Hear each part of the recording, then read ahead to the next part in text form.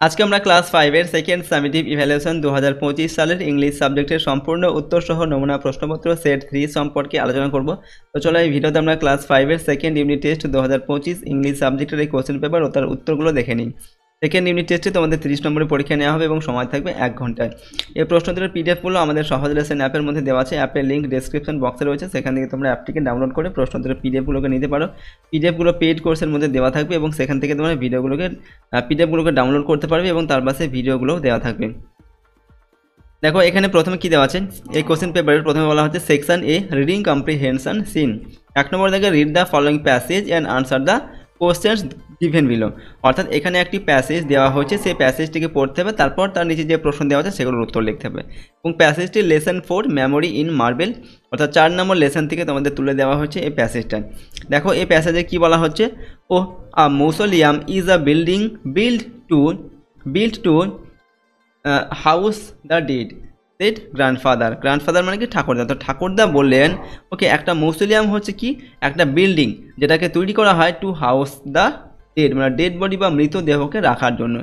Okay, according to legend Shahjahan was so sad after her death that he ordered the court to mourn for 2 years. অর্থাৎ এখানে বলা হচ্ছে দেখো according to legends.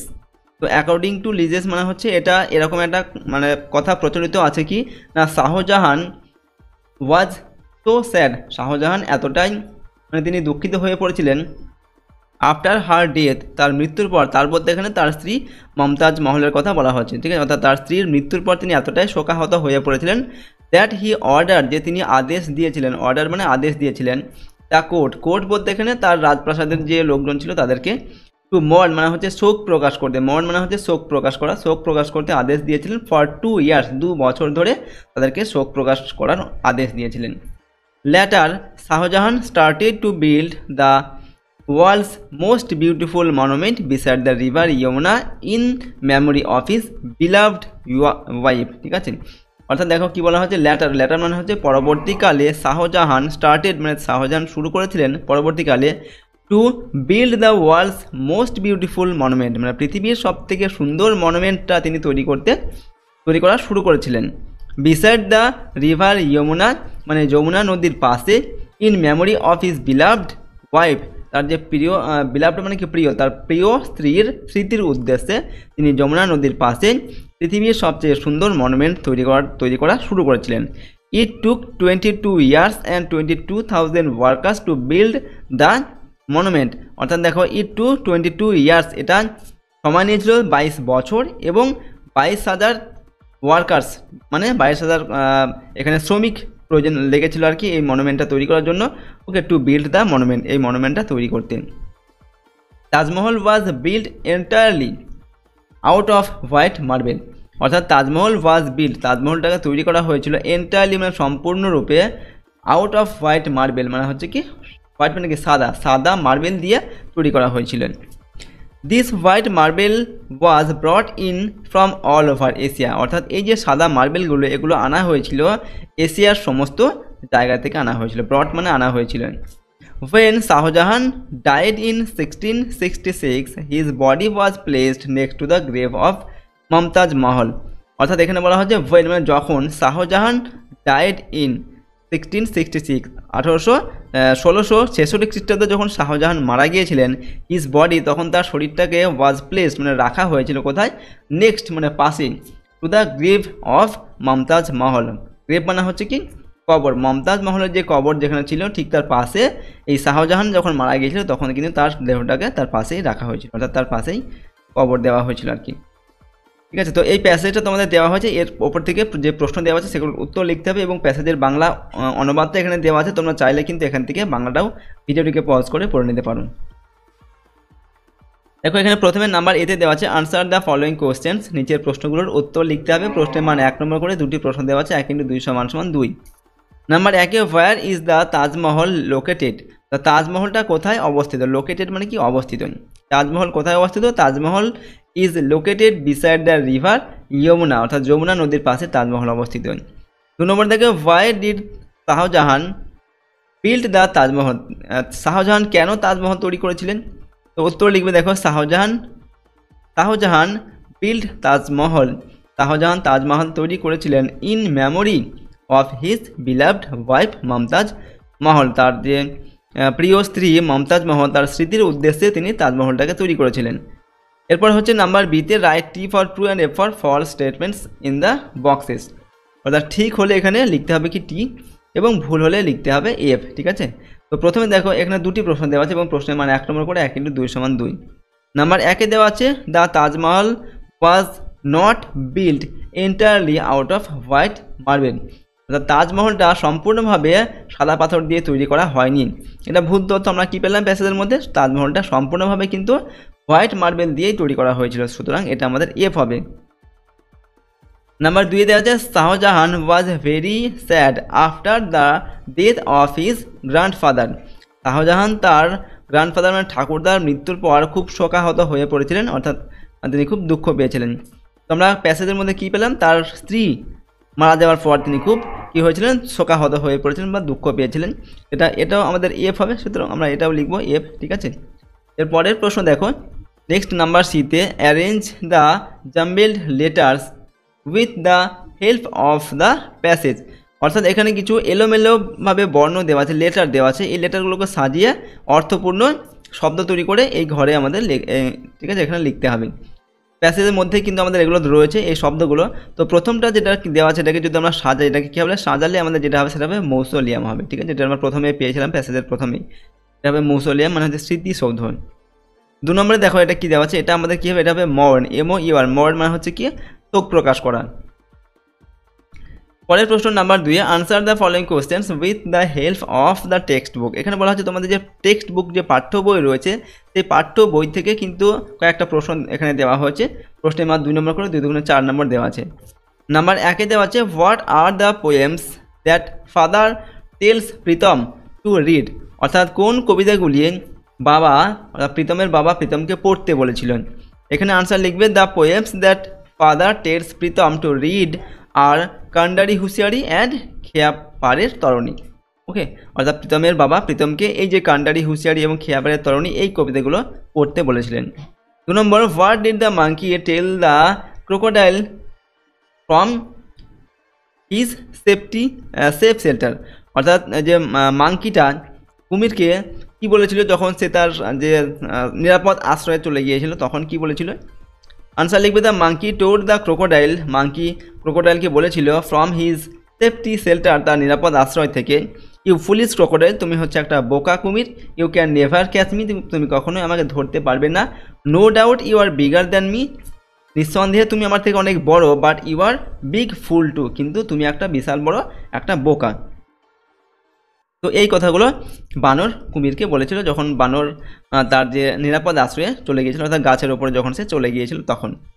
এরপর reading comprehension unseen, এখানে একটি unseen passage দেওয়া হয়েছে যেটা তোমাদের বইতে নেই এবং সেখান থেকে উত্তর লিখতে হবে। নাম্বার 2-এ বলা হচ্ছে read the following passage carefully and answer the questions given below. অর্থাৎ নিচের প্যাসেজটি পড়ে তার নিচে যে প্রশ্ন দেওয়া আছে সেগুলোর উত্তর লিখতে হবে। তো এখানে দেওয়া হচ্ছে ইয়েস্টারডে ওয়াজ আ সানি ডে, গতকাল ছিল একটা সানি মানে হচ্ছে কি রোদ ঝলমলে একটা দিন। We went for a picnic, আমরা একটা পিকনিকের জন্য গিয়েছিলাম। We packed a small lunch and walked down a bumpy path. অর্থাৎ বলা হচ্ছে উই প্যাকড মানে আমরা প্যাক করে নিয়েছিলাম, আর স্মল লাঞ্চ এটা ছোটো লাঞ্চ দুপুরে খাওয়ার জন্য, অ্যান্ড ওয়াকড ডাউন এবং হেঁটে চলেছিলাম। ঠিক আছে, আর বাম্পি প্যাথ মানে হচ্ছে উঁচু নিচু একটা রাস্তা ধরে আমরা চলেছিলাম। Soon we came to a thick forest, ঠিক মানে হচ্ছে ঘন, তো শীঘ্রই আমরা একটা ঘন জঙ্গলের মধ্যে চলে গেলাম। ঠিক আছে, the trees war tall and huge, এবং সেখানে যে গাছগুলো ছিল সেই গাছগুলো ছিল টল মানে লম্বা, অ্যান্ড হিউজ মানে বিশাল বড়। ঠিক আছে, বিশাল অনেক বড় আর কি, বড় এবং মোটা এই ধরনের গাছ, বিশাল বড় গাছ। তো we saw lots of beautiful birds and some small animals. তো উই স মানে আমরা দেখলাম, লটস মানে হচ্ছে অনেক, অফ বিউটিফুল বার্ডস খুব সুন্দর সুন্দর পাখি দেখলাম সেখানে সেই জঙ্গলের মধ্যে, অ্যান্ড সাম স্মল অ্যানিম্যালস এবং কিছু ছোট ছোট প্রাণী সেখানে আমরা দেখলাম। দ্য প্যাথ মানে হচ্ছে কি পথ। ঠিক আছে, the path ended at a clear stream মানে হচ্ছে এখানে একটা ছোটো নদী বা ঝর্ণা এরকম। তো এই পথটা যে পথ দিয়ে আমরা গেলাম আর কি, ঠিক আছে, বনের মধ্যে দিয়ে, সেই পথটা এন্ডেড মানে কোথায় শেষ হয়েছে, শেষ হয়েছে অ্যাট আ ক্লিয়ার স্ট্রিম, একটা পরিষ্কার একটা ঝর্ণা বা পরিষ্কার একটা ছোটো একটা নদীর কাছে গিয়ে এটা শেষ হয়েছে। We jumped into the cool water. We jumped মানে হচ্ছে কি আমরা লাফ দিলাম, ইনটু দ্য কুল ওয়াটার অর্থাৎ সেই ঝর্ণার বা সেই ছোটো নদীর যে ঠান্ডা জল সেখানে আমরা ঝাঁপ দিলাম বা তারপর আমরা স্নান করলাম আর কি। ওকে, এটাই বলা হচ্ছে। Letter we at hour lunch, তো তারপর আমরা আমাদের যে লাঞ্চটা আমরা নিয়ে গিয়েছিলাম সেই লাঞ্চটা আমরা সবাই খেলাম। তো এরকম একটা প্যাসেজ দেওয়া হয়েছে, ঠিক আছে। এই প্যাসেজের বাংলা অর্থটা এখানে দেওয়া আছে, তোমরা এখান থেকে চাইলে পড়ে নিতে পারো ভিডিওটিকে পজ করে। তো এখন আমরা দেখবো এই যে প্যাসেজটা দেওয়া হয়েছে এই প্যাসেজের ওপর থেকে আমরা যে প্রশ্নগুলো দেওয়া আছে তার উত্তরগুলো। তো এখানে নাম্বার এতে বলা হচ্ছে match column A with column B, 1 × 4 = 4, প্রশ্নের মান 1 করে 4টির জন্য 4 নম্বর দেওয়া আছে।